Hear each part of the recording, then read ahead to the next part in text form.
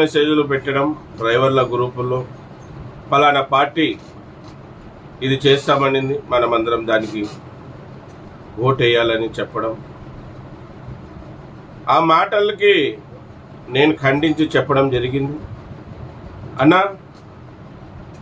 ఒక లీడర్ ఏ విధంగా ఉండాలంటే న్యూట్రల్గా ఉండాలి.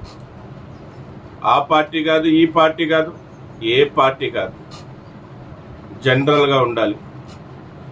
ఏ పార్టీ అయితే అధికారంలో ఉంటుందో ఆ పార్టీతో డ్రైవర్ల హక్కులు ఇప్పించడం ఒక లీడర్ బాధ్యతగా ఉంటుంది.